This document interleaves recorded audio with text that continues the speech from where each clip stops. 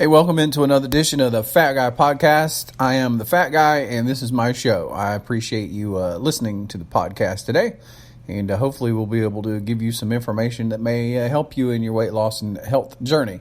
I'm a person that was overweight my entire life, started at a very young age, winding up at over 400 pounds. After being in a situation where I could barely move, my doctor told me I was pre-diabetic. I just really got serious about losing weight. I've lost 100 pounds since then. I reversed the pre-diabetes situation, all of that with just eating. And my fasting blood sugar levels now, where they used to range in the 115 to 125 range every morning, now usually range in the 80s or 90s.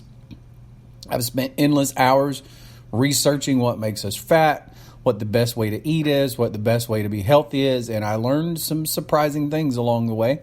One of them, that it isn't about willpower, it's about the lies you've been told by the food industry. Primarily, that you need to cut fat. You need to cut fat if you want to lose weight. A full disclaimer, I'm not a doctor. I have no formal medical training. Anything you hear in this podcast is my opinion and only my opinion. It's not intended to diagnose, prevent, treat, curing disease. For your health and weight loss goals, obviously, you should consult with your health professional. You can find us online in all the social media outlets, whether it be Instagram, Twitter, Facebook, whatever you're looking for. At Fat Guy Podcast is what you're looking for. The website is under construction. Hopefully, I'm going to have it up soon, thefatguypodcast.com. You can subscribe to the podcast in a couple of places. If you'd like to listen on your phone via the traditional podcast way, then that's pretty easy to do. Apple Podcast, the Google Play Store, you can find us there. If you want to subscribe on YouTube, we actually just also publish the podcast there straight to YouTube. And not only will you get the podcast there, I also do videos on YouTube as well. So the channel works for both. Just look for Fat Guy Podcast on YouTube. So while I've stated for you at the beginning of the podcast, everything you hear is my opinion, what I'm about to share with you is not my opinion. This is actually a study from Harvard that, shockingly enough, found out that it's carbs, not fat. That's not the problem. Pretty big study, too. More than 60,000 dieters. They looked at their diet, and they found some pretty interesting information. All of it backs up the ketogenic diet way of eating. And I would say all this involves processed carbs as well. I always try to make a distinction between healthy carbs from nature and processed carbs, because there's a huge difference in eating a salad and eating a cheeseburger with, big, huge bun on it, and carbs in the ketchup and all the other things that have carbs on it.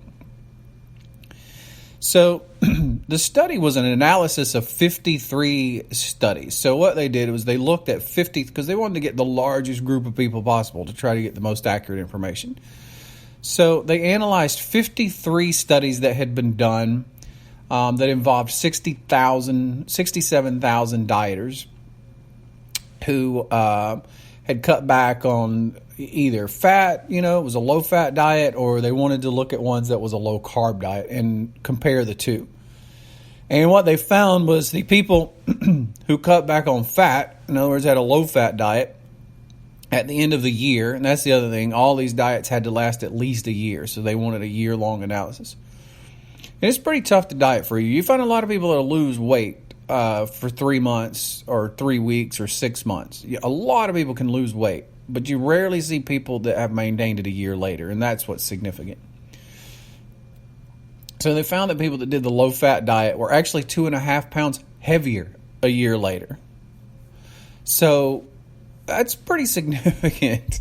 If your goal is to be lighter this time next year than you are right now, eating a low-fat diet probably isn't the way you want to go. Of course, low-fat, we've been hearing this. This actually was brought into effect back in the 1970s. A scientist named Ancel Keys is the person that brought in the low-fat trend and caused us to go low-fat. Coincidentally, if you track all the markers, the diabetes, the obesity, especially morbidly obesity, and all these factors, heart disease, they all start tracking upwards starting in the 70s. The same time this advice came out and we all started eating low-fat is when diabetes and heart disease and stuff started shooting through the roof. Why nobody noticed that is beyond me. This is a major research paper. It was published in the Diabetes and Endocrinology Lancet. Compares the two diets. It was in conjunction with Brigham and Women's Hospital and Harvard. And they really wanted to nail down what happens when you have, and not just a small study, they wanted large groups of people. So, I mean, 67,000 is pretty large. When you compare the group that did low fat with the group that did low carb. And so, I mean, the result, I don't think you can argue with the results, especially with a sample size that large. On average, now this is average, the participants group across all groups, if you average them all together, were 6 pounds lighter. And that was everybody in the groups. But the ones that actually ate the low-carb diet were 2 pounds heavier, which really equates to, if you can do the math, a net right at 10-pound decrease for the low-carb group. This is, I don't know what if there's ever been another study that was this large that included this greater group of people. By the way, this article will be in the show notes if you want to check it out. The show notes won't be available on thefatguypodcast.com because that site isn't built yet. But all of the podcasts auto-publish to my overall website, which is Brett Mason Media. So if you really want to see the show notes, you can go to brettmasonmedia.com and look at this episode and see the show notes, and you'll see a link to this article. So the guy from Harvard in charge of the study had a pretty, I think, sound advice at the end of the recommendations for the study, where he talked about, rather than counting calories and getting too hung up in certain ratios and things that we've been told, this is a quote, finding new ways to improve diet adherence for the long term and preventing weight gain in the first place are the most important strategies for maintaining a healthy diet. And that's why they only looked at studies that lasted at least a year. So compliance obviously is going to be something that you'll actually eat. It'll be something that's reasonably available everywhere you go, because no matter how much you like to cook at home, people cook on the go. And I can speak from experience because I've done several diets. The two I've had the most success on were a plant-based diet and the ketogenic diet. It's much easier to survive out in the real world on a ketogenic diet than it was a plant-based diet. I remember several times we used to make trips, like we had to make trips to UAB. There's nothing to eat there. There's nothing up there to eat plant-based. It was ridiculous trying to eat in a hospital plant-based. So we're packing things. I can't tell you the times that I packed watermelon and other things I was trying to eat. I'd pack them in a cooler to carry up there. God, what was some of the stuff I used to carry up there? I don't even remember. Anyway, it was just way more challenging. So obviously, something that's going to work in the long term is going to be what you want if you actually want to keep the weight off or continue to lose weight over time, rather than to be temporary like most people do. Yay, I lost 10 pounds in 3 months. Well, that's fantastic, but where were you a year later? And that's where most people that go on a quote unquote diet wind up. We've all been there, myself included. So the main benefit of this, speaking from experience, is the hunger thing. This is the only way of eating where hunger quit being an issue for me. That's not to say I don't ever get hungry. Obviously, I'm human. I get hungry from time to time. But it's just so rare that I'm ravenously hungry. I don't think I've been ravenously hungry since I started this way of eating. If it happened, I don't remember it. Now, I have been hungry a couple of times. Primarily, that is when my routine has been extremely switched up. Like, there's been times where I got up, way earlier in the morning than I normally get up, and then I'm off on the road or something is the times that come to mind. And usually that's because I would start eating earlier than I was accustomed to eating, and it would just it would be kind of weird. That being said, it was temporary, and you just quickly adjust to it, and everything's fine again. On the other hand, for example, when I was eating a whole food plant-based diet, I was just hungry all the time. The reason it worked is because the food I was eating, you could eat all the time. Plants don't have many calories in them. It's nearly impossible to get calories out of plants. And so you can just stuff your face full of plants always. And I used to even say this back when I was eating that way, that I had hacked the system. I had found a way to cheat it. And that really is what I was doing. I was still hungry. I was actually hungrier than I had ever been most of the time. But I found a way to cheat it because the food I was eating didn't have any calories in it. So I could just eat and eat and eat. And I would eat a lot. And as a matter of fact, to even try to get the calories in, you resort to things like smoothies and stuff so that you can cram a bunch of food in a blender and drink it so that you can even keep up with how many calories you need to eat. Because you just can't get enough calories eating that much plants all the time. It's so hard to do. So, of course, you're going to lose weight. The other distinguishing thing I would say between the two ways of eating, and this is a healthy carb way of eating. I'm not even talking about the processed carb way of eating. I'm talking about the healthy carb way of eating, on a plant-based diet.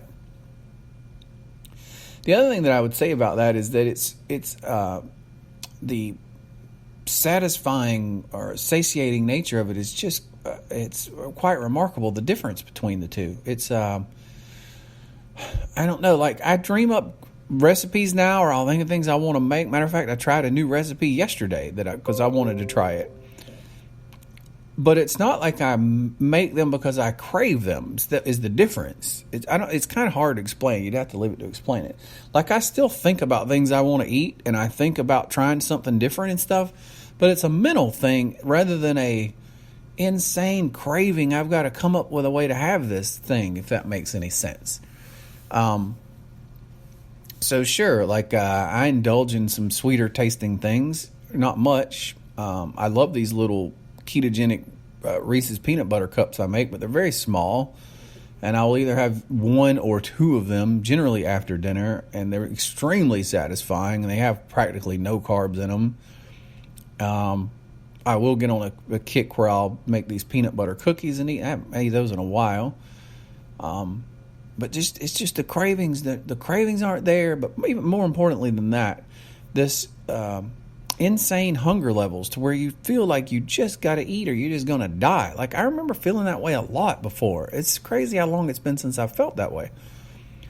But on the plant-based diet, I would feel it. And even before that, when I was just eating whatever, you have the highs and the lows. I mean, once you understand the science behind it, it starts to make sense. You get insulin spikes and insulin crashes. And you flood your body with all these carbs that your body just can't deal with.